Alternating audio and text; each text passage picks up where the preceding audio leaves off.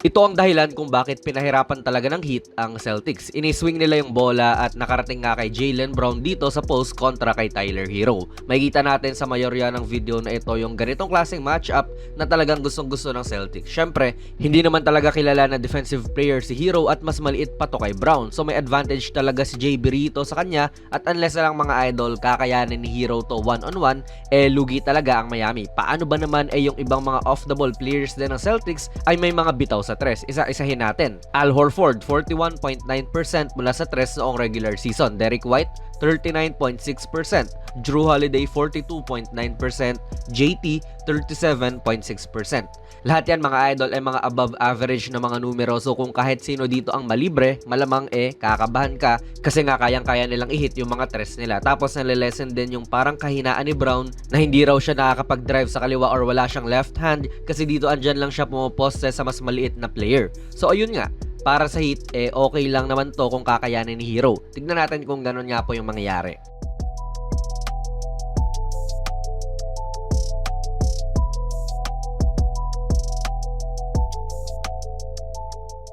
Kung gusto mo pa ng mga videos katulad nito, baka pwede kang mag-subscribe idol. Palike na rin po ng ating video. Nakakatulong to sa build up ng channel natin. Malamang sa susunod na possession, uulitin niya ng Boston. This time, sa left block naman. At ano yung responde ng Miami? Ayan, at nagpadala na sila ng additional na defender. So ito yung mahirap na sa Heat kasi kailangan perfect ang rotations nila. Sino na ang tatapat kay Holiday at siya yung nalilibre ngayon? Si Bam yan. Pero libre na si JT rito mga idol kasi iniiwan din po ni Bam. Basically nagdo-domino effect na rin talaga kahit si White na libre noong nag-drive si Holiday.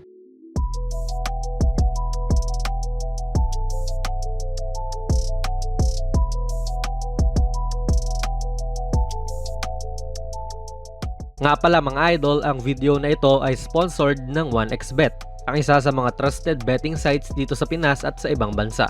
Kung gusto nyo mag-register, i-click nyo lang po ang link sa ating pinned comment sa baba at ganun din sa ating description box. I-type nyo na rin ang ating promo code na JONASPB at maaari kang makakuha ng up to 12,000 pesos na bonus points sa inyong unang deposit. Maaari kang mag-bet sa mga sporting events like NBA, UFC, Wimbledon at marami pa pong ibang sports. Siguraduhin lang syempre na maging responsable sa inyong pag-bet. At hindi lang yan puro Brown mga idol ito si White naman, noong una. At meron din siyang advantage siya bilis kontra rito kay Jovic. At tulad lang din doon sa nauna, kung makakasabay tong defender ng Heat, ayos lang.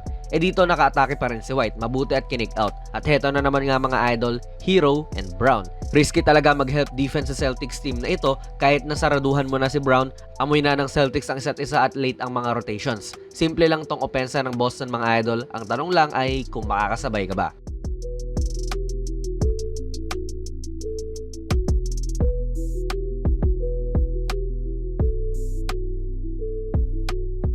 Again, with Hero on Brown, mahihirapan ka talaga mga idol, no? And like we said kanina, simple lang yung opensa. Pipilitin kang mag-help or i-risk mo na kakayanin lang yung isa mong player. Si Wright hindi na nga nag-help talaga dyan pero iniiwan nga lang niya yung taon niyang si Horford, na 40+% shooter din pala mula sa labas.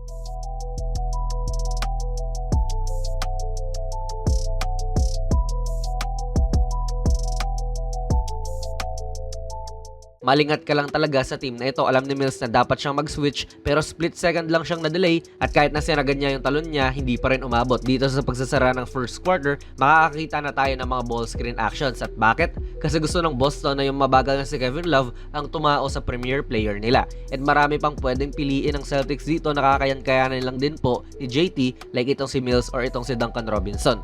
Wala rin kasi Butler, walang Rozier, walang Hackes, underman talaga ang Heat. So early in the game, nagkaroon na ng mga minuto itong si Love. Madali lang din siyang naskura ni Tatum.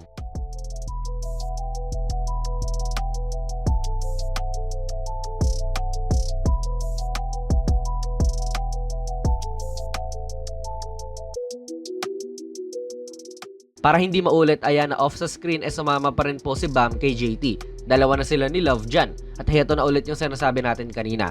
Maa-assume mong isiswing ng Boston ang bola. Pero ang tanong, makakasabay ba ang Miami? Kasi dito, hindi na naman.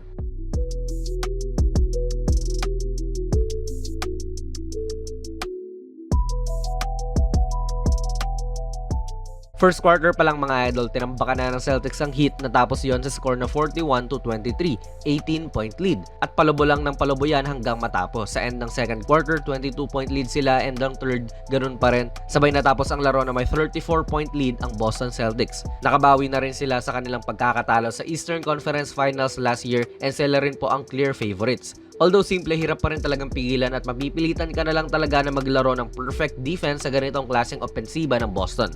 Ano po ang masasabi nyo sa video natin ngayon? Ilagay nyo lang po ang inyong mga komento sa ating comment section sa baba. Plug na rin natin ang ating very first merch mga idol. Ako ang nag-design itong mala vintage na Kobe shirt. $6.89 lang yan at ayan po ang nilalaman kapag bumili ka. PM lang kayo sa ating Facebook page, pwede rin kayo mag-check out sa TikTok shop. Kung nagustuhan nyo po ang ating video ay pipindot na lang idol ng like button, mag-subscribe ka na rin sa ating channel at ako nga pala si Jonas PB, and as always, hanggang sa muli.